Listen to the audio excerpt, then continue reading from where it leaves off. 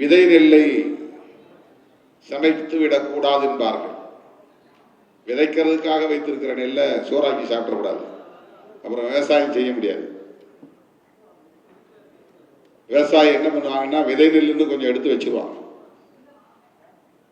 அன்றைக்கு சாப்பாட்டுக்கு கஷ்டமா இருந்தாலும் விதை நெல்லில் கை வைக்க மாட்டாங்க. உரிய நேரத்தில் விதை நெல்லை விதைத்தால் தான் விவசாயம் செய்ய முடியும்.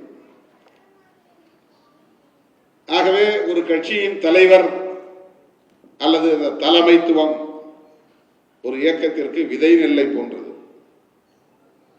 இந்த தலைமையை எப்போதும் ஆற்றலோடு வைத்திருக்க வேண்டும். இந்த எனர்ஜி முழுக்க செலவாயிருச்சுன்னு சொன்னா அந்த இயக்கம் அடுத்த கட்டத்தை நோக்கி நகர்வதற்கு திணறும். ஆகவே தலைவர் அது எக்ஸ் ஆர் ஒய், திருமாவளவன் என்றல்ல. சிந்திப்பதற்கு, திட்டமிடுவதற்கு,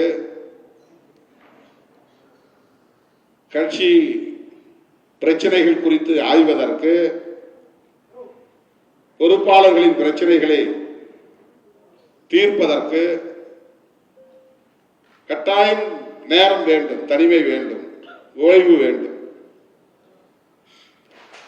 ஆனால் நீண்ட காலமாக இந்த தனிமைக்காக, ஓய்வுக்காக நான் போராடிக்கொண்டே இருக்கிறேன்.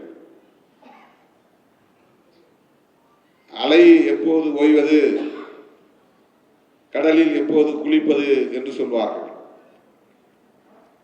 அலை ஓயப் போவதில்லை. அலை ஓய்ந்த பிறகுதான் குளிக்க வேண்டும் என்றால் நீ குளிக்க போவதும் இல்லை என்று பழமொழி சொல்வார்கள். ஆக இந்த பிரச்சனைகள் அல்லது பொறுப்பாளர்கள் தேடி வந்து தருகிற நெருக்கடிகள், இது எப்போது ஓயும் என்று நான் எதிர்பார்த்திருந்தாலும் அது ஓய்வதாக தெரியவில்லை என்பதனால் வேறு வழி இல்லாமல் நான் ஈடு கொடுத்து நிற்கிறேன். உங்களோடு வருகிற அத்தனை பேரையும் சந்தித்துக் கொண்டே இருக்கிறேன். எனக்கு தெரிந்து இந்தியாவில் மட்டுமல்ல, உலகத்திலேயே கூட கட்சி தலைவராக இருப்பவர்கள் பார்வையாளர்களை நாள்தோறும் சந்திப்பதில்லை. அப்படி சந்தித்தாலும் மணிக்கணக்கில் சந்திப்பதில்லை. எந்த நேரமும் ஒரு 100 பேர், 200 பேர், 500 பேர், 1000 பேர் என்று சூழ்ந்து கொண்டே இருப்பதனால் வேறு வேலைகள் கவனம் செலுத்த முடிவதில்லை. ஏன் இன்னும் பொறுப்பு போடாமல் இருக்கிறார்? நிறைய தோழர்கள் வந்து இப்ப கூட அண்ணன் வேலுச்சாமி வந்து உடனே இந்த பொறுப்பு போட்டாதான் எங்களால் மாநாட்டு வேலை செய்ய முடியும் அப்படின்னு ஒரு பட்டியலை காட்டினார். அவரை நம்பி உடனே நான் அறிவிச்சிட்டேன்னு சொன்னா அவர் மீது நம்பிக்கை இருக்கிறதுல பிரச்சனை இல்லை. ஆனால் அந்த பட்டியலை ஏற்காமல் ஒரு குழு வந்து எனக்கு கொடுக்கிற நெருக்கடி இருக்கிறதே, அது பெரிய நெருக்கடி. 12 மணிக்கு 1 மணிக்கு ஒவ்வொரு தொகுதியில் இருந்தும் தோழர்கள் திரண்டு வந்து விடுகிறார்கள். திருமாவளவன் தலைமையிலான இயக்கத்தில் யாருமே இல்லை என்று சில அற்பர்கள் பரப்பிக் கொண்டிருக்கிறார்கள். அது அவர்களின் ஆசை. 24 மணி நேரம் கேமராவை வைத்துக் கொண்டு திருமாவளவனை மட்டும் அவர்கள் படம் பிடித்தால் படம் பிடிக்கிறவனே மயக்கம் போட்டு விழுந்து விடுவான். எப்படியா ஒரு மனுஷன் எந்த நேரமும் இந்த மனுஷன் வெக்கையிலே கிடக்கிறான், மூச்சு விடாம, அவர்கள் விட்ட மூச்சையே சுவாசித்துக் கொண்டிருக்கிறானே, இவன் எப்போதுதான் படுப்பான், எப்போதுதான் தூங்குவான் என்று அந்த கேமராக்காரனுக்கே மயக்கம் வந்துவிடும். இன்றைக்கும் கட்சியிலே எனக்கு பொறுப்பு வேண்டும் என்று சண்டை போட்டுக் கொண்டிருப்பவர்கள் எத்தனை வருஷம் ஆனாலும் நான் அங்கதான் இருப்பேன், எனக்கு பொறுப்பு வேணும், இந்த பொறுப்பை கொடுத்தாதான் நான் செயல்படுவேன் என்று பொறுப்புகளுக்காக தொடர்ந்து நாள்தோறும் வந்து என்னிடத்திலே மல்லு கட்டி கொண்டு நிற்பவர்கள் ஆயிரக்கணக்கானோர் ஒவ்வொரு நாளும். இது ஒரு டீம். அப்புறம் ஆளுங்கட்சி உறவு இருப்பதனால் அதை செய்து கொடுங்கள், இதை செய்து கொடுங்கள் என்று கேட்கிற ஒரு வகையரா, அது தனி. ஏதோ ஒரு வகையில இந்த ஆட்சியாளர்களோடு இவருக்கு நெருக்கம் இருக்கிறது, செல்வாக்கு இருக்கிறது என்று கட்சி சார்பற்ற பொதுமக்கள் வந்து குவிவது ஒரு வகையரா. பொதுமக்கள் ஒருபுறம், கட்சி தோழர்கள் பொறுப்புகளுக்காக வந்து மல்லு கட்டுவது ஒரு புறம், சில பேர் எனக்கு அரசின் சார்பில் இதையெல்லாம் சாதித்து தர வேண்டும் என்று கேட்கிற வகையறாக்கள் ஒரு புறம் என்று ஒரு நாளைக்கு குறைந்தபட்சம் 20 மணி நேரம் பார்வையாளர்களை சந்திக்கிற ஒரு நெருக்கடி. உங்களுக்கு எதற்காக இதை நான் வெளிப்படையாக பேசுகிறேன் என்றால், நீங்களே மனசாட்சியோடு இரவு 10 மணிக்கு மேல் போய் தொல்லை செய்யக்கூடாது. குறைந்தபட்சம் எந்த தலைவரையும் 10 மணிக்கு யாரும் போய் பார்ப்பதில்லை. விடியற் காலையே போய் பார்க்க வேண்டும் என்று நினைக்காமல், கட்சி அலுவலகத்திற்கு 10 மணிக்கு நாம் போய் பார்க்கலாம் அல்லது பகல் வேளையில் பார்க்கலாம் என்ற முடிவுக்கு நீங்கள் வர வேண்டும். எந்த நேரத்திலும் போய் பார்க்கலாம் என்கிற எண்ணத்தை கொஞ்சம் கொஞ்சமாக நீங்கள் மாற்றிக்கொள்ள வேண்டும் என்பது என்னுடைய முதல் வேண்டுகோள். இதையே சொல்லுகிறேன் என்றால் ஃபேஸ்புக்கில் போகும், நம்ம தோழர்கள் தமிழ்நாடு முழுக்க கவனித்துக் கொண்டிருப்பார்கள். எல்லோருக்குமான ஒரு வேண்டுகோள். ஏன்னா என்னுடைய எனர்ஜி முழுக்க கட்சியின் கட்டமைப்பை வலுப்படுத்துவதிலே, கருத்தியல் களத்தில் நாம் தீவிரமாக களமாடுவதிலே செலவிடப்பட வேண்டும். எத்தனை மணி நேரம் வேணாலும் நிற்க தயார், எவ்வளவு மணி நேரம் வேணாலும் உங்களை பார்க்க தயார். அதிலும் ஒரு ஒழுங்கு நமக்கு தேவைப்படுகிறது. வலதுபுறமா வந்து இடதுபுறமா இறங்கணும் அப்படின்னு சொல்லும் போது, நான் இந்த கட்சியில 30 வருஷமா இருக்கணும், இடதுபுறமா 10 பேர் ஏறி வரணும், என்ன யார் தடுக்கிறது? ஏன்பா இடதுபுறமா வர்ற, இது ஒரு ஒழுங்கீனம் தானே, அதெல்லாம் நீ கேட்க கூடாது. நான் யார் தெரியுமா? இன்னைக்கு காலையில் கூட அப்பா நினைவு நாளுக்கு வீட்டுக்கு போனப்ப இந்த கதவு படாத பாடுபடும். ஒவ்வொரு முறையும் கதவு, நான் எந்த ஹோட்டல்ல போய் தங்குறனோ அந்த ரூமு கதவு இருக்கு பாருங்க, வெளியில இருந்து ஒரு 100 பேர் உள்ள தள்ளுவான், உள்ள இருந்து ஒரு 50 பேர் வெளியே தள்ளுவான். வெளியே இருந்து உள்ள போனவன் வெளியே நிக்கிறவன உள்ள விட மாட்டான், அவன் போராடி கதவை தள்ளி உள்ள வந்துடுவான். அங்க வந்து என்ன ஒண்ணும் இல்லை, சும்மா நின்றுட்டு இருப்பான். எதுக்கு யார் இவ்வளவு பெரிய போராட்டம்? அப்படி கதவை இடிச்சு இடிச்சு இடிச்சு முட்டி முட்டி சண்டை போட்டு எல்லா இடத்திலும் பிடி ரவி நிற்பான், அங்க சண்டை நடக்கும். இதெல்லாம் நம்ம வந்து ஒரு புரிதலுக்காக சொல்றது. நீ 8வது மாடியில் இருந்தாலும் அங்கதான் வருவோம்.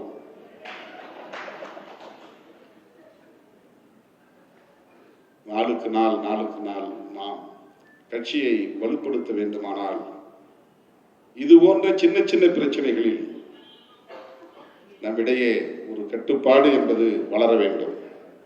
ஒரு தலைவர் வந்திருக்காரு, ரூம்ல இருக்காருப்பா, எல்லாம் கீழே ரிசப்ஷன்ல உட்கார், எல்லாம் வெளியேறி, பொதுமக்களுக்கு தொல்லை பண்ணக்கூடாது. நான் ஒவ்வொரு முறையும் ஹோட்டல்ல சாப்பிட போனா, நான் சாப்பிட்றது 2 இட்லி 1 தோசை தான். ஆனா நான் கட்டுற பில்லு 11,000 13,000. என்னுடைய 2 இட்லி 1 தோசைக்கு நான் கட்டுற செலவு வந்து 12,000. ஏன்னா கூட வர்ற அத்தனை பேர் உள்ள நுழைஞ்சிருவாங்க. சரி உட்கார்ந்து சாப்பிடுப்பா, பொதுமக்களுக்கு இடையூறு பண்ணக்கூடாது. நம்மள மாதிரி எத்தனை பேர் பொதுமக்கள் உட்கார்ந்துருப்பாங்க, அவங்களை இடையூறு பண்ணக்கூடாது. வந்தீங்கன்னா உட்காருங்க, சாப்பிடுங்க. தோழர்களே, கொஞ்ச நேரம் நீங்க சோர்வா இருந்தீங்க, மகிழ்ச்சியா இருக்கணும், உற்சாகமா இருக்கணும் அப்படிங்கிறதுக்காக ஒரு சுய விமர்சனத்தை உங்கள் முன்னால் நான் வைத்தேன். இது நமக்கு நாமே பேசிக் கொள்கிற ஒரு சுய விமர்சனம். சில அற்பர்கள் இதையே எடுத்து போடுவான், வெட்டி போடுவான். அதெல்லாம் கண்டுக்காதீங்க. அவெல்லாம் யாரும் இம்மெட்டீரியல், அதெல்லாம் ஒரு பொருட்டே கிடையாது. அவருக்கு ஜாதி புத்தி அப்படின்னு சொல்லிட்டேன், உடனே எனக்கு ஜாதி புத்தி ஒரு வீடியோ போடுறான் ஒருத்தன். எதையாவது வந்து எதிர்த்து பேசணும், மறுத்து பேசணும். ஏன்னா இந்த அரசியல் என்பது சூது நிறைந்த அரசியல், சூழ்ச்சி நிறைந்த அரசியல், நயவஞ்சகம் நிறைந்த அரசியல். அப்படிப்பட்ட அரசியல் களத்தில் தாக்கு பிடித்து 1/4 நூற்றாண்டுக்கு மேலாக தேர்தல் அரசியலில் வெற்றிகரமாக இயங்குகிற இயக்கம் விடுதலை சிறுத்தைகள் கட்சி.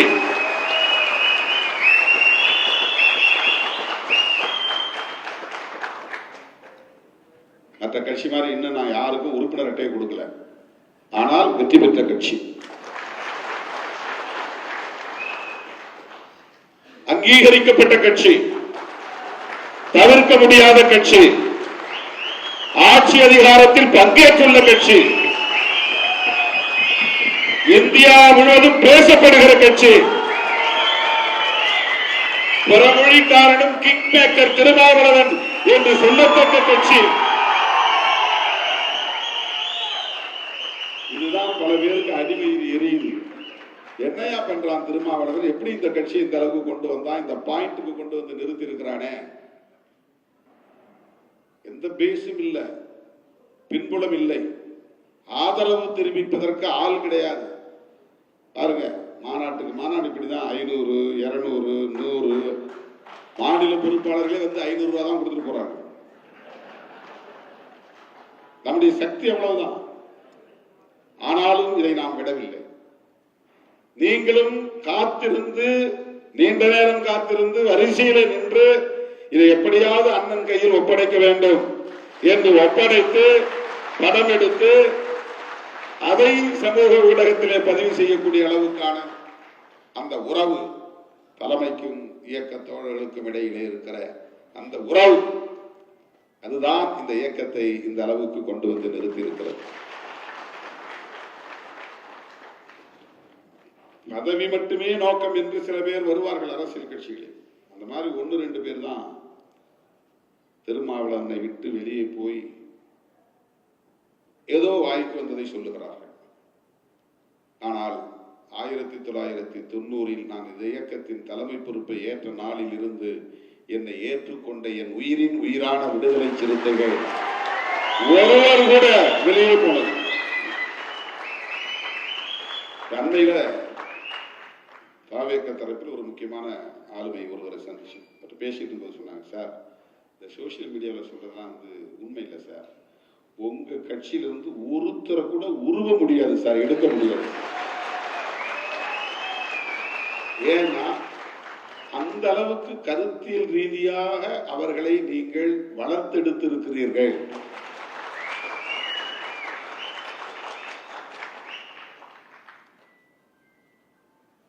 ஒவ்வொருத்தரை பற்றியும் அப்படி சொல்ல முடியும். 30 வருஷம் 35 வருஷம் என் கூட இருக்கிறாங்க, சண்டை போடுவாங்க. எனக்கு இந்த முறை ஏன் வாய்ப்பு கொடுக்கல, எனக்கு ஏன் இந்த பொறுப்பு கொடுக்கல.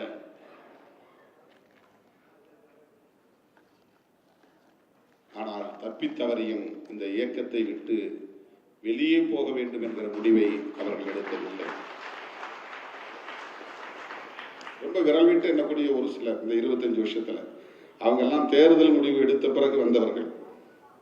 அதுல ரொம்ப ரொம்ப சொற்பமான அளவில் உள்ள தோழர்கள். அதை வச்சுக்கிட்டு மற்ற கட்சிகளை எவ்வளவோ உட்கட்சி பூசல் இருக்கு, அந்த கட்சி உடைய போகிறது அப்படின்னு யாரும் எழுதல, விவாதிக்கல, ஊதி பெருக்கவில்லை.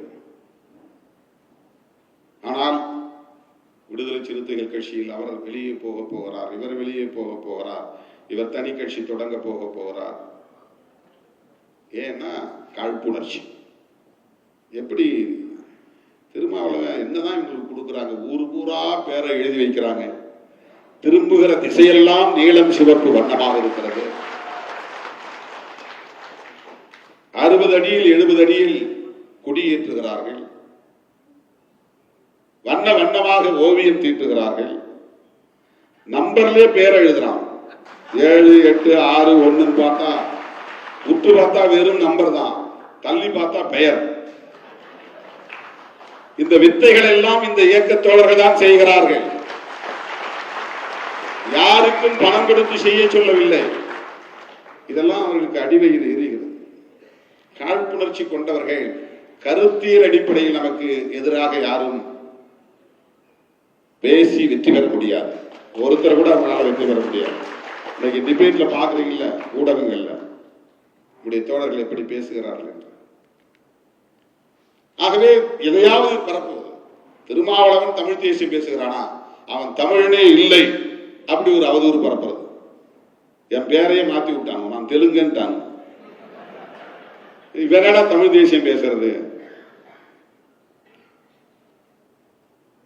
தமிழன் தெலுங்கன் என்று பிரிப்பதல்ல தமிழ் தேசியம். தமிழ் தேசியம் என்பது இன்றைக்கு பலராலும் விவாதிக்கப்படுகிறது என்று சொன்னால் அதை பொது நீரோட்டத்தில் கொண்டு வந்து விவாதிக்க வைத்த இயக்கம் விடுதலை சிறுத்தைகள் கட்சி. அதுக்கு முன்னால தமிழ் அறிஞர்கள், தமிழ் உணர்வாளர்கள் 50 பேர் 100 பேர் அரங்கத்துக்குள்ள பேசிக் கொண்டிருந்த அரசியல் அது. தமிழ் உணர்வாளர்கள், தமிழ் அறிஞர்கள் நீண்ட காலமா பேசிட்டு இருக்கிறாங்க. பெருஞ்சித்திரனார் காலத்தில் இருந்து பாவலரேறு பெருஞ்சித்திரனார்,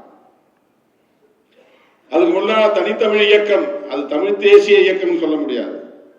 பிற மொழி கலப்பு கூடாது, தனித்தமிழ் இயக்கம் இருக்க வேண்டும் என்கிற அந்த பார்வை.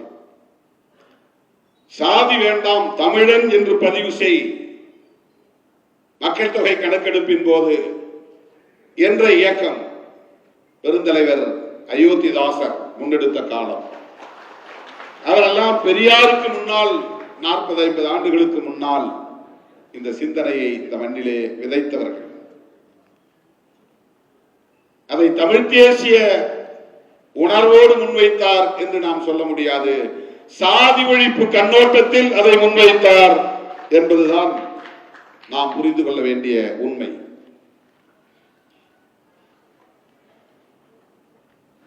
மொழியை பாதுகாக்க வேண்டும். இந்தி இங்கே வந்து ஆதிக்கம் செய்யக்கூடாது. அது மொழி மீதுள்ள பற்று, இனத்தின் மீதுள்ள பற்று. மொழி பற்று, இனப்பற்று அல்லது மொழி உணர்வு, இன உணர்வு நாம் எல்லாம் பிறப்பதற்கு முன்பே, பல 10 ஆண்டுகளுக்கு முன்பே இங்கு இருந்தது. ஆனால் அது தமிழ் தேசியம் என்கிற அரசியல் கருத்தாக்கமாக வளர்ச்சி பெறவில்லை. ஒரு அரசியல் இயக்கம் தன்னுடைய அடிப்படை கொள்கைகளுள், முதன்மையான கொள்கைகளுள் தமிழ் தேசியம் எங்கள் கோட்பாடு என்று அறிவித்த இயக்கம் விடுதலை சிறுத்தைகள் கட்சி. இதை யாரும் மறுக்க முடியாது. அப்ப என் கூட மதுரையில் இருந்து சில தம்பிகள் தான் இருந்தாங்க. பெரிய அறிவார்ந்த சான்றோர்கள் யாரும் என்னோடு கிடையாது. விவேகானந்தா காலனி என்கிற இடத்திலே நான் ஒரு வாடகை வீட்டிலே தங்கி இருந்த போது என்னோடு இருந்த ஒருவர் நம்முடைய கைக்களத்தூர் பாண்டியராஜன் அவர்கள் மட்டும்தான். அவர்கிட்ட தான் நான் வரைஞ்சி காட்டுறேன் கொடிய. மூவண்ணத்துல முதல்ல வரைஞ்சு காட்டினேன், அப்புறம் 2 வண்ணத்துல வரைஞ்சு காட்டினேன். 2மே நல்லாதான் இருக்குன்னு சொன்னார். அப்புறம் 2 வண்ண கொடியாக நான் தீர்மானித்து அந்த கொடியை புதூர் மதுரையில பேருந்து நிலையத்தில் ஏற்றுவதற்காக ஒரு நாளை ஏப்ரல் 14 புரட்சியாளர் அம்பேத்கர் பிறந்த நாளில் அறிவிப்பு செய்து, இன்று எமது இயக்க கொடி, நாளை நமது தேசிய கொடி என்ற முழக்கத்தோடு கொள்கை முழக்கங்கள் என்று சாதி ஒழிப்பு, தமிழ் தேசியம், மகளிர் அல்லது பெண் விடுதலை, பாட்டாளி வர்க்க விடுதலை, ஏகாதிபத்திய எதிர்ப்பு என்கிற இந்த 5 கோட்பாடுகளை வரையறுத்து அதை அறிவிப்பு செய்த நாம். அப்பெல்லாம் பாவலன் மாதிரியான ரொம்ப சின்ன பசங்க. மதுரை என் கூட இருந்த யாருக்கும் அப்போது தலித் அரசியலும் தெரியாது, வேறு அரசியலும் தெரியாது. தலித் பேந்தர் இயக்கத்துக்கு எந்த கொடியும் நமக்கு காட்டவில்லை. கொள்கை முழக்கங்களை நமக்கு யாரும் சொல்லித்தரவில்லை. பாம்பே தொடர்பு நமக்கு கிடையாது. அவர்களின் அடிப்படை முழக்கங்கள், கொள்கை முழக்கங்கள் என்ன என்பதும் நமக்கு தெரியாது. ஆக நானே அதை வரையறை செய்து கொடி சொல்லும் கொள்கை விளக்கம் என்று துண்டறிக்கை அச்சிட்டு 1991 ஏப்ரல் 14ஆம் நாள் வெளியிட்டேன். அந்த மதுரை பகுதிகளில் நம்முடைய தோழர்களிடத்தில் அது நிறைய பேர் இப்ப கையில வச்சிருந்து சோசியல் மீடியாவில் போடுறாங்க. அன்றைக்கு நாம் அறிவிப்பு செய்த கொள்கை முழக்கங்களுள் ஒன்றுதான் தமிழ் தேசியம். இன்னைக்கு பேசுறவங்க எல்லாம் இவர் யாரு, இவர் எதுக்கு தமிழ் தேசியம் பேசுறாருன்னு கேட்கிறான். அவனுக்கு இந்த பின்னணி தெரியாது.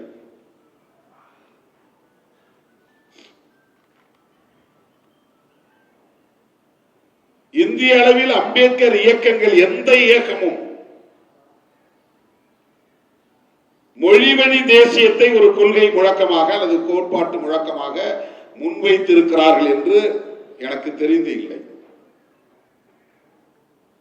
மொழி தொடர்பான பார்வை உண்டு, தேசிய இனம் தொடர்பான பார்வை உண்டு. ஆனால் ஒரு கட்சியின் அடிப்படை கொள்கைகள், கோட்பாடுகள், அதுல மொழிவழி தேசியம் என்கிற ஒரு கோட்பாடு, அதுதான் தமிழ் தேசியம். தமிழ் என்பது மொழி, மொழிவழி தேசியம் என்பதை ஒரு கோட்பாடாக நாம் முன்வைத்தோம். அதை வைத்ததனால்தான் விடுதலை புலிகளை ஆதரிக்கிற நிலைப்பாட்டை நாம் எடுக்க முடிந்தது. அந்த கோட்பாட்டு புரிதலால் தான் தமிழீழ விடுதலையை ஆதரிக்கிற நிலைப்பாட்டை நாம் மேற்கொள்ள முடிந்தது.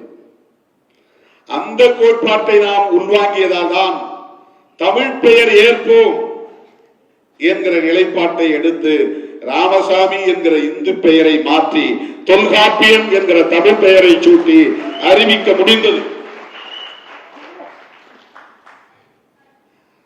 அந்த கொள்கையை ஏற்றுக்கொண்டதால் தான் திமுகவும் அதிமுகவும் மட்டுமே மொழி போராளிகளின் வீரவணக்க நாளை கொண்டாடி கொண்டிருந்த போது அப்படி ஒரு பாரம்பரியம் இல்லாத திராவிட கட்சிகளில் இருந்து தோன்றாத ஒரு அம்பேத்கர் இயக்கம் மொழி போராளிகளின் வீரவணக்க நாளை கொண்டாட முடிவு செய்தது.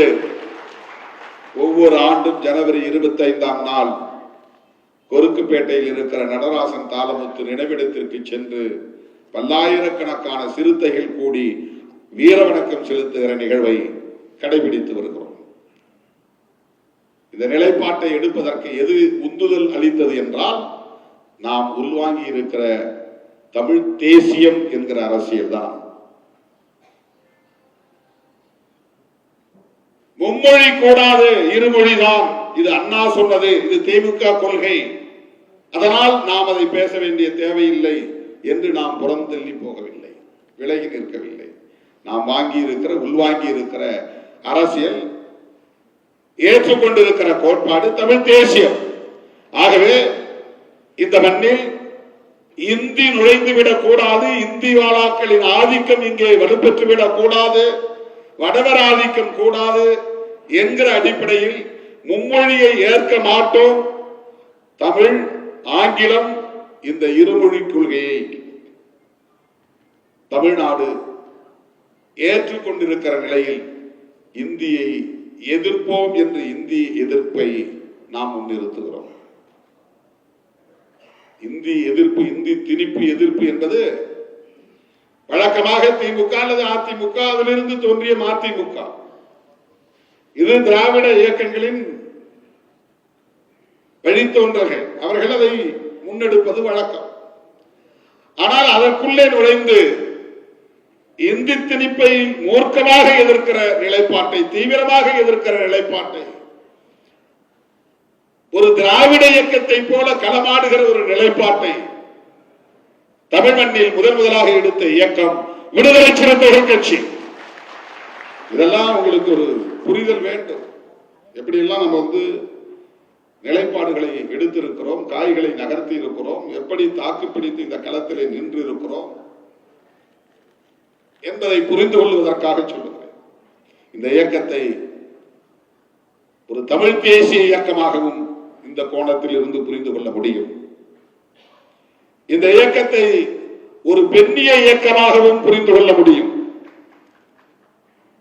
வேளச்சேரி தீர்மானத்திலே நான் முன்மொழிந்தேன். அதை முன்மொழிந்த போது பலருக்கும் புரியவில்லை, அதிர்ச்சியாக இருந்தது. கீழ்மட்டத்தில் இருந்து மேல்மட்டம் வரையில் எல்லா பொறுப்புகளையும் கலைத்துவிட்டு தலித் அல்லாதவர்களே வாருங்கள், கட்சி நிர்வாகத்திற்கு வாருங்கள், இந்த இயக்கத்திலே இணைந்து கொள்ளுங்கள், பெண்களே வாருங்கள், சிறுபான்மை சமூகத்தை சார்ந்தவர்களே வாருங்கள் என்று அழைப்பு விடுக்கிற தீர்மானம், அதை நான் முன்மொழிந்தேன். அன்றைக்கு அந்த மாநில மையக்குழு ஏற்றுக்கொண்டது. அதுதான் வேளச்சேரி தீர்மானம். அந்த நாளிலிருந்து இந்த நாள் வரையில் பெண்களை படிப்படியாக ஒவ்வொரு அமைப்பின் ஒவ்வொரு மட்டத்திலும் பொறுப்புகளில் அமர வைத்து அவர்களை அரசியல் படுத்தி வருகிறோம். தமிழ்நாட்டிலேயே பெண்களுக்கு என்று இத்தனை சதவீதம் கட்சி பொறுப்பிலே நாங்கள் நியமனம் செய்வோம் என்று வெளிப்படையாக அறிவித்த இயக்கம் விடுதலை சிறுத்தைகள் கட்சி. பெண்களுக்கு என்ன முன்னுரிமை கொடுத்துட்டீங்க, முக்கியத்துவம் கொடுத்துட்டீங்க அப்படின்லாம் விவாதங்கள் வரும். சைலண்டா கேட்டுக்கணும். இன்னும் நிறைய வரணும். உள்ள நிறைய வந்தாதானே அதுக்கான ஆப்ஷன் என்பது, ஆப்பர்ச்சுனிட்டி என்பது உருவாகும். அங்கொன்றும் இங்கொன்றுமாகத்தான் தொடக்க காலங்களில் வந்தார்கள். இன்றைக்கு ஓரளவுக்கு இந்த நேரத்திலும் கூட இந்த அவையில் பெண்கள் அமர்ந்திருப்பதை நம்மால் பார்க்க முடிகிறது. 90களில் அப்படி பார்க்க முடியாது. நரச்சத்தில் ஒரு ஆள் கூட இருக்க மாட்டாங்க, பெண்கள் ஒரு ஆள் கூட இருக்க மாட்டாங்க. எல்லாம் இளம் சிறுத்தைகளாகவே இருப்பார்கள். அதனால்தான் நான் 2008 வரையிலும் இளைஞர் அணியை உருவாக்கவில்லை. நாமே இளைஞர்கள் தான், அப்புறம் தனியா என்ன இளைஞர் அணி? நானே ஒரு இளைஞன் தான், அப்புறம் எதுக்கு தனியா ஒரு இளைஞர் அணி? இயக்கமே இளைஞர் அணி தான் என்று அப்படி ஒரு தனி அமைப்பையே உருவாக்கவில்லை. 2008க்கு பிறகுதான் அப்படி ஒரு அமைப்பை நாம் உருவாக்கினோம். இன்றைக்கு எல்லா மட்டங்களிலும் கட்சியிலும் பெண்கள், மகளிரணி தனியே, இளஞ்சிறுத்தைகள் அமைப்பில் பெண்கள், ஒவ்வொரு அணியிலும் 2 செயலாளர். இதெல்லாம் எந்த கட்சியிலுமே கிடையாது, எந்த கட்சியிலுமே கிடையாது. போன தேர்தலை ஏன் பெண்களுக்கு இடம் கொடுக்கல அப்படின்லாம் நிறைய பேர் கேள்வி கேட்டாங்க. 2001 2 பெண்களுக்கு இடம் கொடுத்தேன், அதை யாரும் பாராட்டல. 2001 பெரிய அரசியல் விழிப்புணர்வு யாருக்குமே கிடையாது, கட்சியிலையும் கிடையாது. நானே தேடி பிடித்து 8 தொகுதியில பெண்களுக்கு வாய்ப்பு கொடுக்கணும் அப்படின்னு, சமயநல்லூர் தொகுதியில் ஒரு பெண்மணி, அவினாசி தொகுதியில் ஒரு பெண்மணி, இன்னொரு கட்சியிலிருந்து தான் அவங்களெல்லாம் எடுத்து போட்டோம். ஒரு பாப்புலாரிட்டி வேணும். கொஞ்சம் நம்ம தோற்று போதான் போவோம், வெற்றி பெற போவதில்லை. ஆனா கொஞ்சம் ஓட்டாவது வாங்கணும், அதுக்கு ஒரு பாப்புலாரிட்டி வேணும் அப்படிங்கிற அடிப்படையில் கட்சி ஒவ்வொரு கட்டமைப்பு படிநிலையிலும் பெண்களை உள்ளே கொண்டு வருவதற்கு எவ்வளவு முயற்சிகளை நாம் எடுத்து வருகிறோம். அதிகார வலிமைப்படுத்துவதற்கான முயற்சிகளை மேற்கொண்டு வருகிறோம் என்கிற போது அந்த கோணத்திலே பார்த்தால் இந்த இயக்கம் ஒரு பெண்ணியவாத இயக்கம்.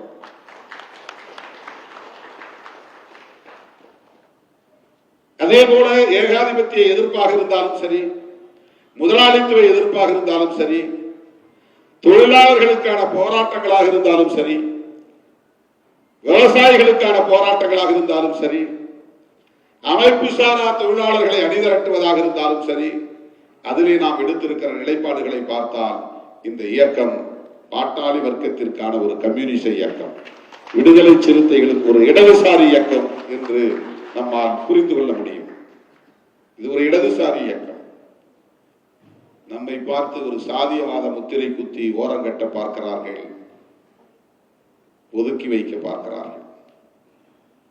நமக்கு ஒரு குறிப்பிட்ட சாதியின் மீது மட்டும்தான் பற்று இருக்கிறது. இப்ப அண்மையில ஒருத்தர் பேட்டி கொடுத்திருக்கிறார்.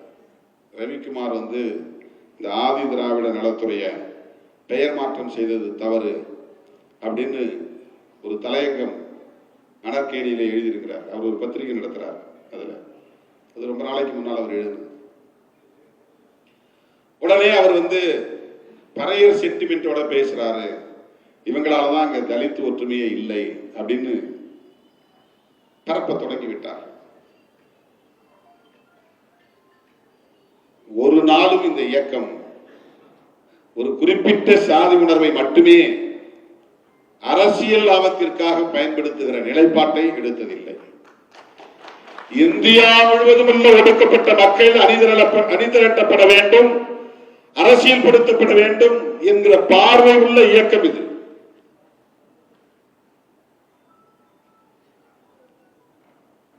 குறிப்பிட்ட சாதி பெருமையை பேச வேண்டும் என்று எப்போதும் எத்தனித்ததில்லை. 90களில் சொல்றேன், 92, 93, 94 தென் மாவட்டங்களில் என்ன பொதுக்கூட்டங்களுக்கு கூப்பிடுவாங்க. அப்ப அந்த தம்பிகளே போஸ்டர் அடிச்சு என் பேருக்கு பின்னால சாதி பெயரையும் போட்டு அடிச்சு விட்டுவாங்க. சில நேரங்களில் சுவர் விளம்பரத்தில் என் பெயரை எழுதி சாதி பெயரை அடிச்சு விட்டுவாங்க, எழுதி வச்சிருப்பாங்க. ஒரு கூட்டம் ராஜபாளையம் பக்கத்துல ஒரு பொதுக்கூட்டத்துக்கு நான் போயிருந்தேன், மாலையாபுரம் நினைக்கிறேன்.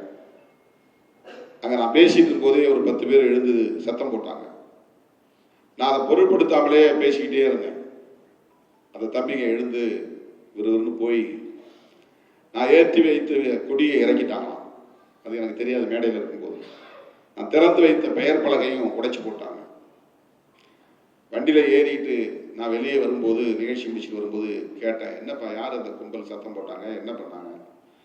நீங்க பொதுவா பேசுறீங்களாம், பறையர்களின் பெருமையை பேசவில்லையா?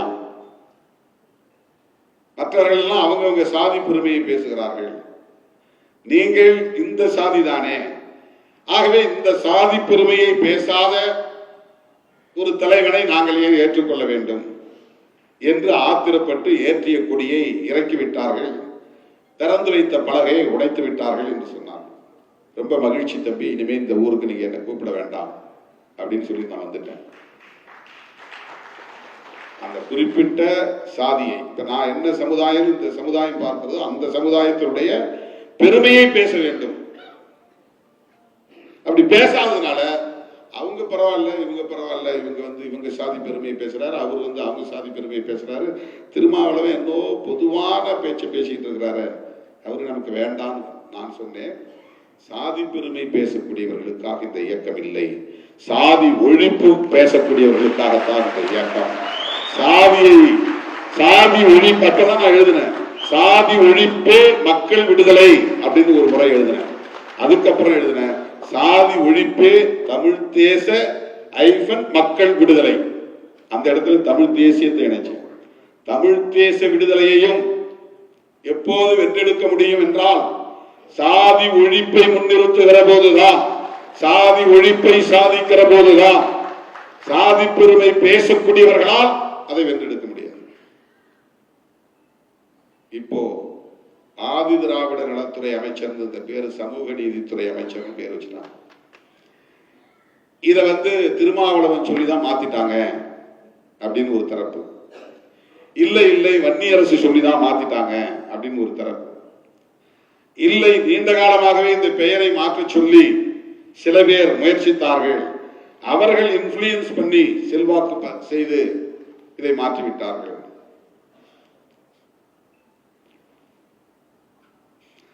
ஆதி திராவிடர் பெயரே சாதி ஒழிப்புக்கு தேவை என்கிற அடிப்படையில் முன்மொழியப்பட்ட ஒரு பெயர். ஆதி திராவிடர் என்பது சாதி பெயரே கிடையாது. பறையர் என்பது சாதி பெயர், பல்லர் அல்லது தேவேந்திர குல வேளாளர் சாதி பெயர், அருந்ததியர் சாதி பெயர், இதெல்லாம் சாதி பெயர். ஒரு காலத்திற்கு 74 சாதிகள் இந்த அட்டவணையில் இருக்கு. அதெல்லாம் வாயில நுழையாத பல சாதி பெயர்கள் இருக்கு. அப்போ இந்த கணக்கெடுப்பும் கிடையாது, இந்த பட்டியலும் கிடையாது. எப்போன்னா 1922,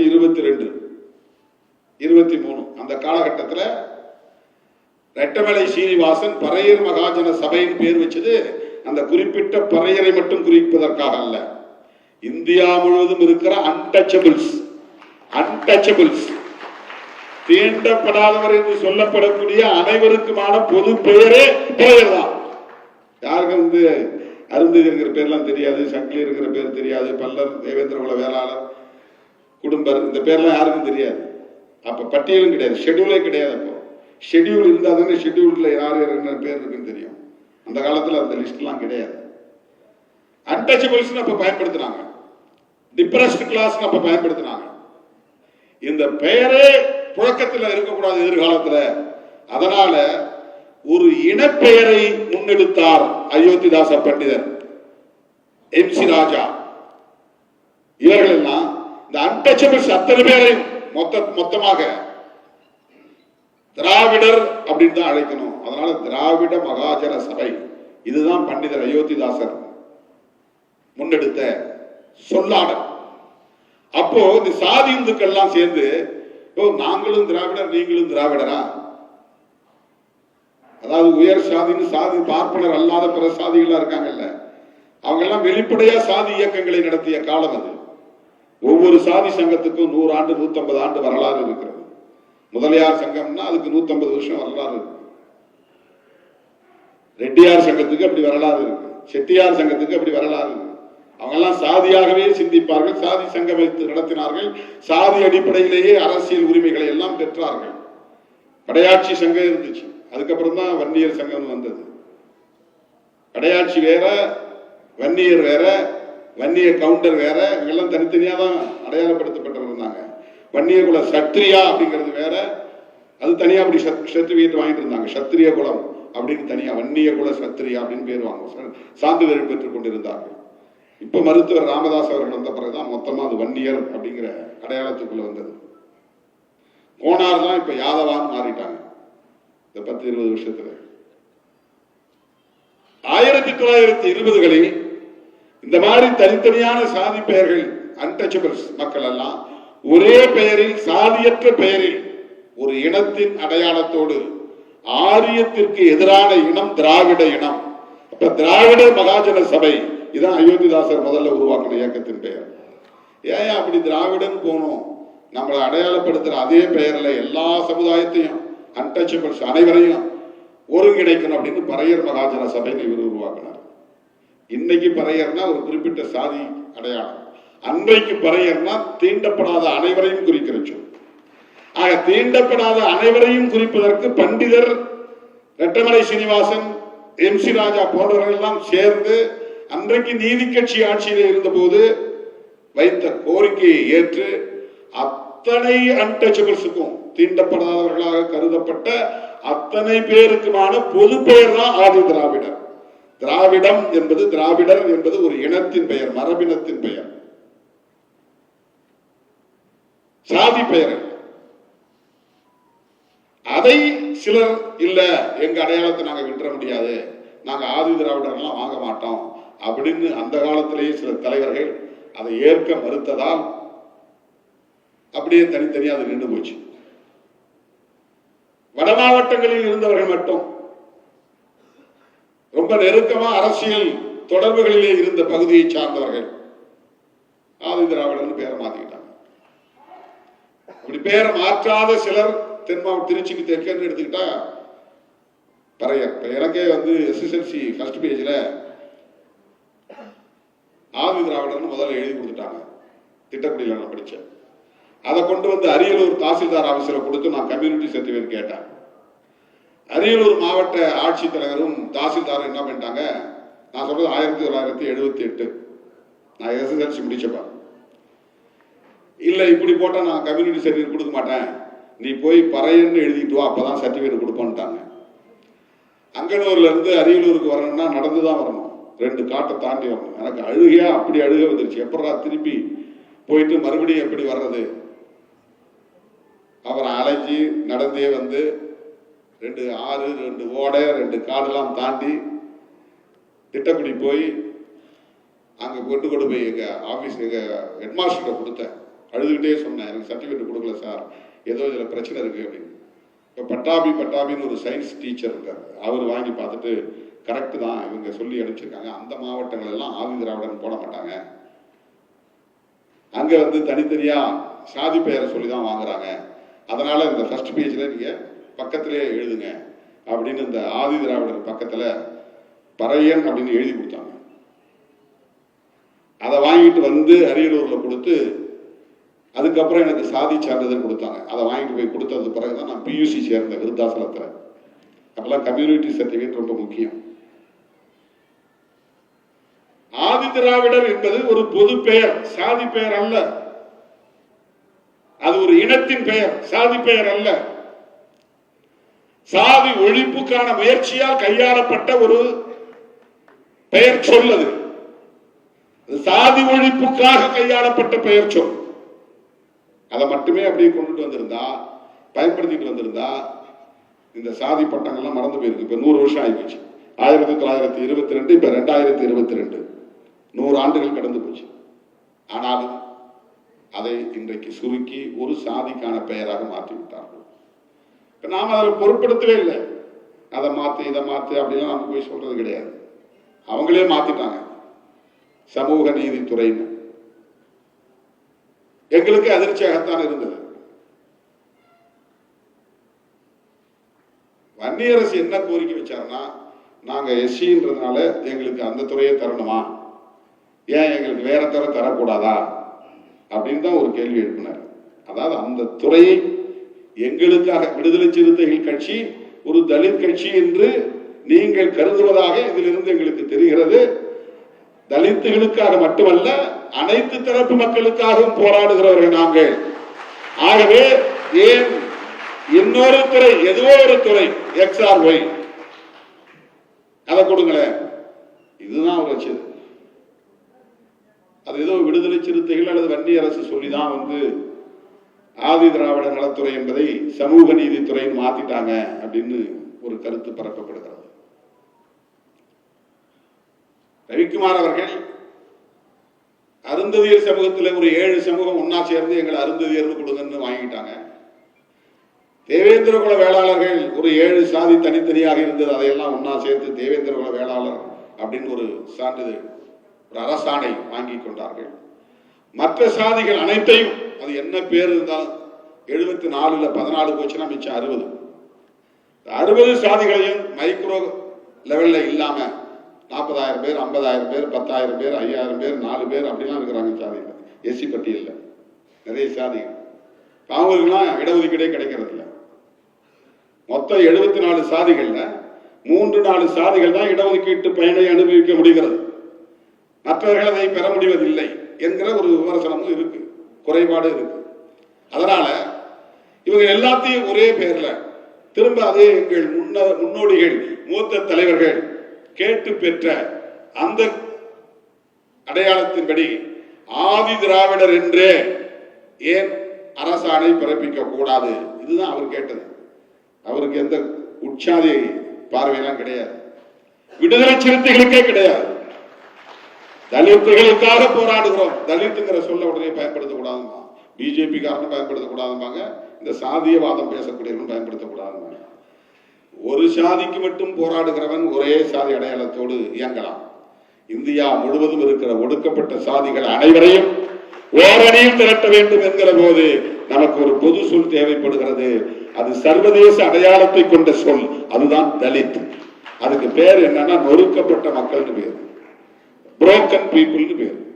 தலித் என்கிற சொல்லுக்கு நேரடியான பொருள் நொறுக்கப்பட்டவர்கள். அதான் இவங்க ஒன்னா இல்ல, ஒரு உருவமா கூட இல்லை, அந்த அளவுக்கு நொறுக்கப்பட்டு இருக்கிறார்கள், சிதறடிக்கப்பட்டிருக்கிறார்கள். ஒரு கம்யூன் என்று சொல்லக்கூடிய அளவுக்கு இவர்கள் இன்னும் சாதி உணர்வு எங்கிட்ட இல்லை. அதனாலதான் ஒரு சாதியா ஒரு வடிவத்துக்குள்ள வரல. அதனாலதான் இந்த பறையர்வாதம் பேசுறவங்க எல்லாம் நம்ம சாதி உணர்வை பேசினாதான் ஒண்ணு சேர்க்க முடியும், நீ ஏன் சாதி ஒழிப்பு பேசுறீங்க என்ற வாதத்தை வைக்கிறார்கள். அது ஒரு புறம். ஆனால் விடுதலை சிறுத்தைகள் அம்பேத்கரை புரிந்து கொண்ட இயக்கம், புரட்சியாளர் அம்பேத்கர் அவர்கள் இந்தியா முழுவதும் இருக்கிற இந்த ஒடுக்கப்பட்ட மக்களின் விடுதலைக்காக தன்னை ஒப்படைத்துக் கொண்ட தலைவர். ஆனாலும் அந்த காலத்தில் அவரை அவர் சார்ந்த மகர்கள் மட்டும்தான் ஏற்றுக்கொண்டார்கள். அவர் சொல்லி அவர் விடுத்த அழைப்பை ஏற்று மகர் சமூகத்தை சார்ந்தவர்கள் தான் பௌத்தத்தை தழுவினார்கள்.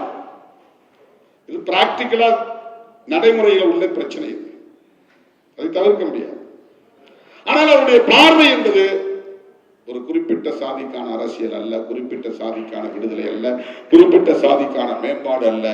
அப்படிப்பட்ட உற்சாதி பார்வை என்பது அவரிடத்தில் இல்லை. அதனால் விடுதலை சிறுத்தைகளிடத்தில் அது இல்லை.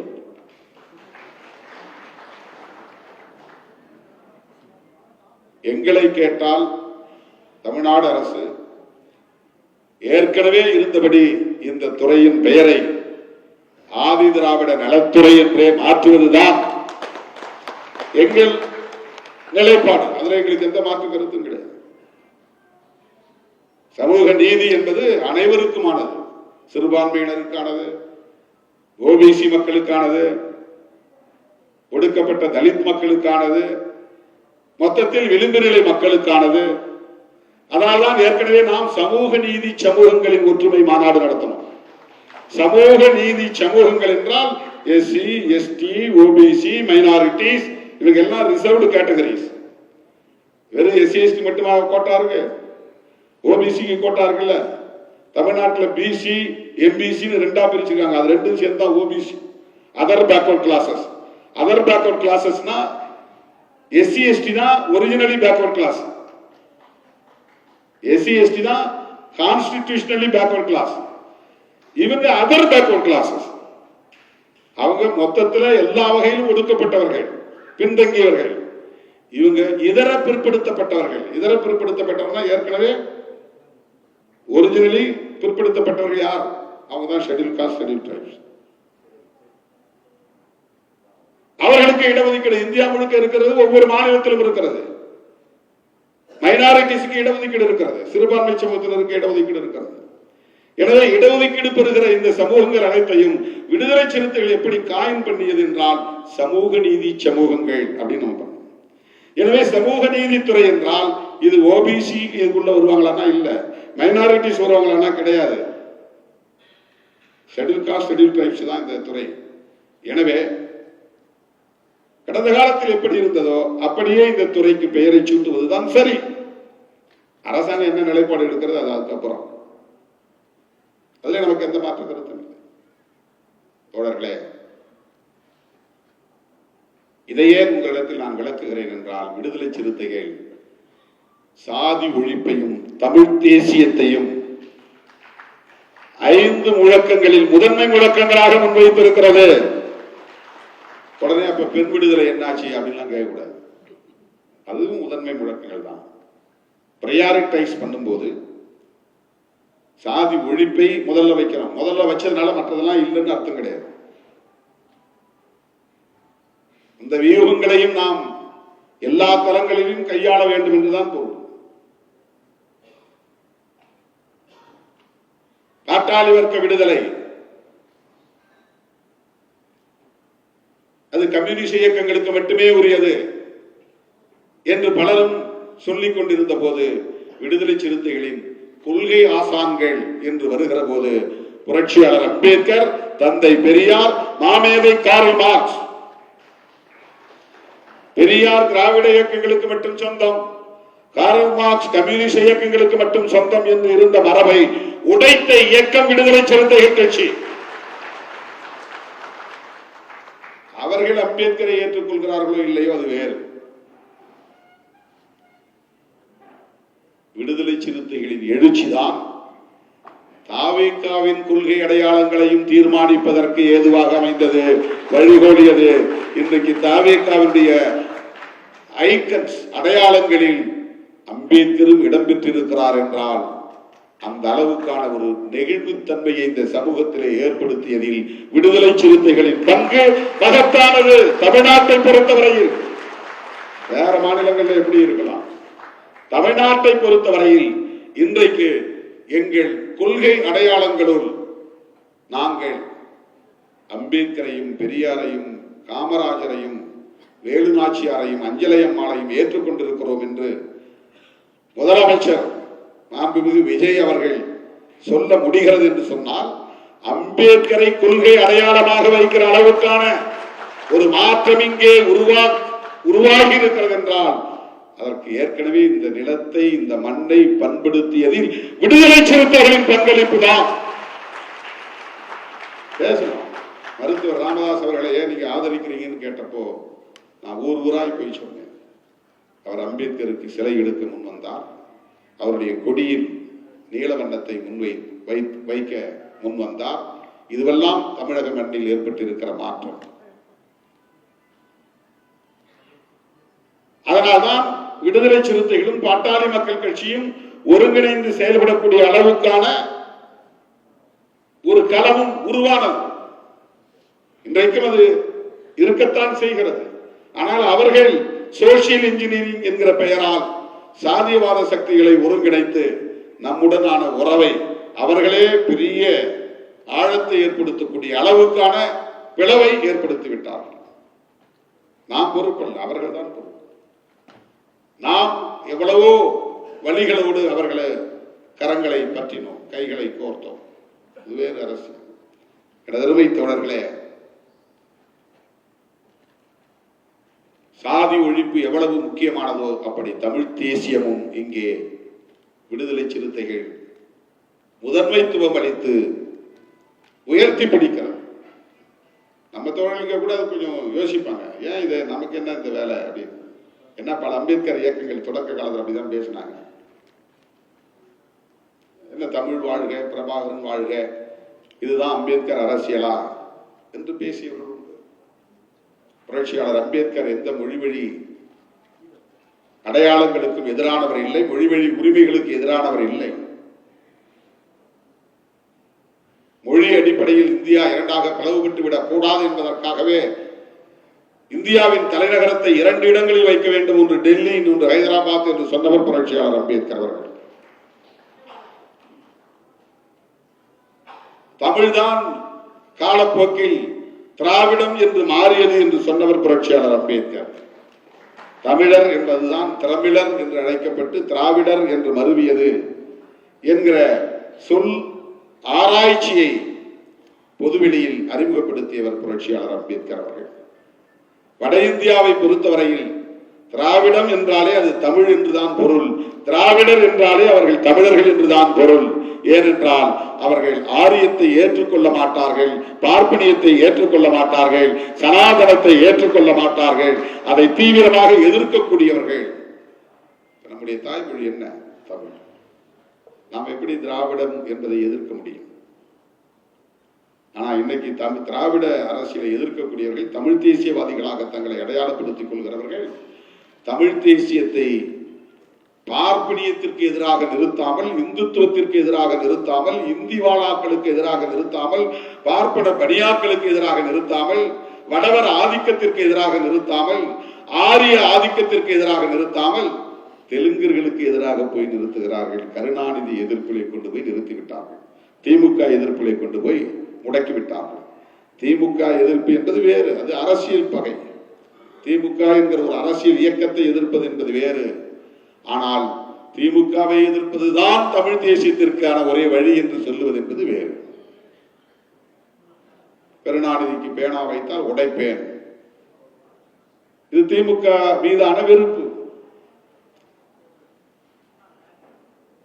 திமுகவுடைய நிலைப்பாடுகளை எதிர்ப்பது திமுக மீதான வெறுப்பு. திராவிட இயக்கத்தையே சிதைப்போம். பெரியாரே ஒரு மண், பெரியார் ஒரு கன்னடர், சில பேர் அவரை தெலுங்கர் என்றும் சொல்லுகிறார். கன்னடரை எதிர்ப்பது, தெலுங்கரை எதிர்ப்பதா தமிழ் தேசியம்? பண்டிதர் அயோத்திதாசர் ஆரியத்திற்கு எதிராகத்தான் திராவிடம் என்கிற சொல்லை கையாண்டார். எனவே திராவிடம் என்கிற சொல் பண்டிதரின் வழித்தோன்றல்களுக்கு சொந்தமானது, அரசியல் வழித்தோன்றல்களுக்கு. திராவிட அரசியல் என்பது ஆரிய பார்ப்பனியத்திற்கு எதிரான சொல். அதனால ஆதி திராவிடர் என்று சொல்லுவது ஒரு குறிப்பிட்ட சாதியை குறிக்காது. அந்த இடத்தில் தான் விடுதலை சிறுத்தைகள் பெரியாரை இனி யாராவது கொச்சைப்படுத்தினால் சிறுத்தைகள் இனி அமைதி காக்க மாட்டோம் என்று சொல்ல வேண்டிய தேவை அங்கிருந்துதான் வந்தது. உடனே அந்த கும்பல் நம்மள திமுக சொம்பு என்று விமர்சிக்க தொடங்கினார். ஏன் திமுகவோடு தொடர்ந்து பயணிக்கிறோம்? பயணித்தோம், வேறு வழி இல்லாமலா, வேறு வாய்ப்பு இல்லாமலா? அதிமுக பக்கம் போயிருக்க முடியாதா? பாஜக பக்கம் போயிருக்க முடியாதா? தேர்தலுக்கு முன்பே தாவேக அழைத்த போது போயிருக்க முடியாதா? எந்த பைண்டிங்கும் கிடையாது. நாம பேசக்கூடிய அரசியலுக்கு நெடுங்காலமாக இயைந்து போகிற ஒரு அரசியலை திராவிட கட்சிகள், குறிப்பாக திராவிட முன்னேற்ற கழகம், பெரியார், அண்ணா ஆகிய தலைவர்களை முன்னிறுத்தி பேசி வருகிறது. சமத்துவபுரம் கலைஞர் கண்டறிந்த ஒரு புரட்சிகரமான செயல் திட்டம் அது. அது எவ்வளவு தூரம் நடைமுறைக்கு வெற்றிகரமாக அமைந்தது என்பது வேறு. ஆனால் அந்த சிந்தனை வர வேண்டுமே. ஊர் வேறு சேரி வேறு என்று காலம் காலமாக பிளவுபட்டு கிடக்கிற போது இவர்கள் சேர்ந்து வாழ்வதற்கே ஒரு சூழல் இல்லையே என்று சிந்தித்த போது 60% தலித்துகள், 40% தலித் அல்லாதவர்கள், உங்களுக்கு நல்ல வீடு அரசாங்கமே கட்டி தருகிறோம், இங்கே வந்து குடியிருங்கள், இணைந்து வாழ கற்றுக்கொள்ளுங்கள் என்பதற்காக உருவாக்கப்பட்ட ஒரு திட்டம் அது. அது பெரியாரின் சிந்தனையில் இருந்துதான் தோன்ற முடியும். ஆகவே பெரியார் சிந்தனையும் அம்பேத்கர் சிந்தனையும் ஒன்று. அதை முன்னெடுக்கிற அரசியல் இயக்கமாக இருக்கிற திமுகவோடு இணைந்து பயணிப்பதுதான் சனாதனத்தை எதிர்ப்பதற்கு ஏதுவாக இருக்கும் என்பதுதான். எங்க சுற்றினாலும் நாம் சனாதனத்தை எதிர்த்து நிற்கிறோம். அதனால் பிஜேபியை விமர்சிக்கிறோம், அதனால் RSS விமர்சிக்கிறோம். வேற என்ன நமக்கு பகை இருக்கிறது? அதில் இருக்கிற தலைவர்களோடு நமக்கு நட்பு இருக்கிறது, அது வேறு. ஆனால் கொள்கை அடிப்படையில் நாம் எதிர்க்கிறோம்.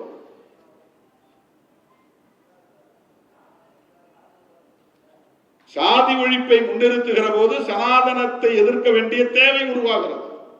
சாதி ஒழிப்பை முன்னிறுத்துகிற போது ஆரியத்தை, பார்ப்பனியத்தை, இந்துத்துவத்தை ஏற்றுக்கொண்டிருக்கிற பிஜேபியை எதிர்த்து நிற்க வேண்டிய தேவை இருக்கிறது. பிஜேபி என்பது ஒரு இமயமலையை போன்ற அரசியல் இயக்கம். அது மிகப்பெரிய வலிமையை கொண்ட ஒரு பேர் இயக்கம். அந்த இயக்கத்தை நாம் தனி நபராக தனித்து நின்று எதிர்த்து போராடுவது என்பது வெளிச்சத்திற்கே வந்து சேராது. திமுக மாதிரியான அரசியல் கட்சிகள் கட்டாயத்தின் அடிப்படையில் எதிர்க்க வேண்டிய நிலையில் இருந்தாலும் அந்த அவர்கள் எதிர்க்கிற வரையில் அவர்கள் நமக்கு நட்பு சக்தி. பிஜேபியோடு நாளைக்கு ஒரு வேளை அவர்கள் கைகோர்க்கும் நிலை வரலாம், அது வேறு. ஏற்கனவே கைகோர்த்து இருக்கலாம், அது வேறு. எதிர்க்கிற போது அவர்கள் நமக்கு நட்பு சக்திகள். அதனால் அவர்களோடு இருந்தோம், அவர்களோடு சேர்ந்து எதிர்த்தோம், தொடர்ந்து எதிர்த்தோம். அந்த வலிமை நமக்கு தேவைப்படுகிறது. இந்த அடிப்படையில் தான் நம்முடைய நிலைப்பாடுகள் இருந்தன. பேசுறவன் என்ன வேணாலும் பேசிட்டு போகட்டும், அதை பற்றி நமக்கு கவலை இல்லை. எனவே சாதி ஒழிப்பு எவ்வளவு முக்கியத்துவம் வாய்ந்த கோட்பாடோ அதை போல தமிழ் தேசியம் என்பதும் விடுதலை சிறுத்தைகள் முன்மொழியக்கூடிய முக்கியமான கோட்பாடு, முதன்மைத்துவ கோட்பாடு. இதை மட்டும் சுருக்கமா சொல்லி முடிக்கிறேன். 2 வகையா தேசியவாதத்தை முன்வைக்க முடியும். கான்ஸ்டிடியூஷனை ஏற்றுக்கொண்டு பேசுவது, மொழி உரிமை, இன உரிமை, மாநில உரிமை, அந்த தேசிய இனத்தின் நலன்கள், பாதுகாப்பு, இவையெல்லாம் அரசமைப்பு சட்டத்திற்கு உட்பட்டு இந்த கோரிக்கைகளை முன்வைப்பது, இந்த நலன்களுக்காக போராடுவது. அப்படி விடுதலை சிறுத்தைகள் அரசமைப்பு சட்டத்தை ஏற்றுக்கொண்டதனால் இந்தியா என்கிற தேசத்தையும் ஏற்றுக்கொண்டிருக்கிறது. அந்த இந்தியா என்கிற தேசத்திற்குள்ளே ஒவ்வொரு தேசிய இனத்திற்குமான உரிமைகள் முக்கியம் என்று பேசுகிறோம். தமிழர்களின் உரிமைகள் மட்டுமல்ல, தெலுங்கினத்தின் உரிமைகளும் முக்கியம், தெலுங்கு மொழியின் பாதுகாப்பும் முக்கியம், மலையாளிகளின் தேசிய இன உரிமை முதன்மையானது, அவர்களின் நலன்கள் பாதுகாக்கப்பட வேண்டும். இந்த புரிதலோடு நாம் முன்மொழிகிற தேசியவாதம் தமிழ் தேசியம். இன்னொரு முறை என்னன்னா, இந்த கான்ஸ்டிடியூஷனை நாங்க ஏற்றுக்க மாட்டோம், இது எங்களுக்கு உடன்பாடானது இல்லை, பார்லிமெண்ட்ல நாங்க நிக்க மாட்டோம், சட்டமன்றத்தில் நாங்க நிக்க மாட்டோம், ஏன்னா இந்த கான்ஸ்டிடியூஷன்ல எங்களுக்கு உடன்பாடு இல்லை, இந்த தேசத்தோடு நாங்கள் இணைந்திருக்க மாட்டோம், தனி நாடு தமிழ்நாடு வேண்டும் அப்படின்னு வைக்கிற ஒரு கோரிக்கை. இது ஒரு பார்வை. தமிழ்நாட்டிலே அப்படி தமிழ்நாடு விடுதலை படை என்கிற ஒரு இயக்கம் உருவானது. தமிழரசன் அதற்கு தலைமை தாங்கினார். அந்த இயக்கம் கருவறுக்கப்பட்டு விட்டது என்றுதான் சொல்ல வேண்டும், அழித்தொழிக்கப்பட்டு விட்டது. பஞ்சாபை தனிநாடாக்க வேண்டும் என்று போராடிய அகாலித்தல் அமைப்பு இருந்தது. அவர்கள் மத வழி அடிப்படையிலே சீக்கியர்களுக்கு ஒரு நாடு வேண்டும் அப்படின்னு கேட்டாங்க. காலிஸ்தான், அகாலித்தல்ல காலிஸ்தான். இந்தியாவிலே அப்படி பல பேர் தனிநாடு கோரிக்கைகளை வைத்த காலம் உண்டு. ஆனால் மொழி அடிப்படையிலே தமிழர்களுக்கு என்று தனிநாடு வேண்டும் என்ற கோரிக்கையை வைத்தவர் பொன்பரப்பி தமிழரசன், எங்க ஊருக்கு பக்கத்து ஊருக்காரர்.